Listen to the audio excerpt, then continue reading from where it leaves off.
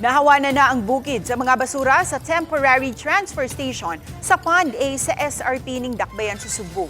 Sa irantang latest update sa maong issue sa live report ni Alan Domingo. Alan? Ses, bisan pa man og maisip nga valid solution ang development karon sa temporary transfer station sa mga basura sulod sa Pond A sa SRP apan naghatag kini og gamay nga solusyon taliwa pa man sa bugat nga problema sa basura sa Dakbayan sa Subo. Hingpit na nga napatag ang bukid sa mga basura sa temporary shelter station sa sulod sa Pond A sa South Road Properties. Nahakot ng tanan padong sa labayanan didto sa lungsod sa Aluginsan.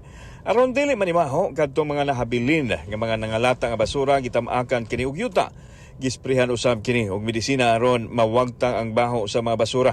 Panahon sa gabi na lang ang pagbahig sa mga basura ug pagkalasing ko sa buntag hakuton kini ngadto sa lungsod sa Aluginsan. Gisusi ni Mayor Nestor Archival ang dapit diin naibtan siya og tunok nga nahawa na ang naglaondo ka basura sa dapit nga gireklamo usab sa mga apektado. Dako kayo ang bundo dinhi. Kanya ang atong gipaninguha nga March 15 mawa gid ni dire. Nya karon makita ninyo nga wala na clear na siya dire. Dili gyud nato ma-avoidan siguro ang baho pero kung saan nato pag mitigate ang baho nakuan-kuan gyud siya. So mo na nga mora man ni ato kani atong gipangbuhat ron is mao man ni gitawag nato og kuan sir mga band-aid solutions man ni sir kitungod wala gyud tay kuan ba wala gyud tay choice. Nasayran nga wala mahinayon ang gitinguhang transfer station sa Barangay Inayawan apan nangita karon og labing duol nga dapit ang LGU nga kalabayan sa basura. Kini aron dili madak-an sa gasto ug dali ra usab mahipos ang mga basura.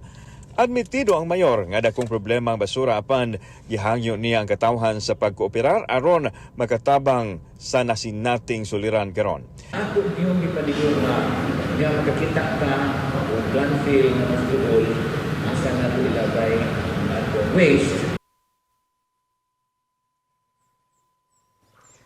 Sa gibalik-balik ang hangyo ni Mayor Archival ngadto sa katawhan nga sugdan mismo sa mga Pinoy-anan sa mga taga-Dakbayan Sugbo ang pagbahig sa mga basura kadtong malata ug di malata aron gamay na lang mahiadto sa transfer station ug mas mogamay kung iadto na kini sa labayanan sa lungsod sa Aluginsan ug mas makadiginot ang Dakbayan.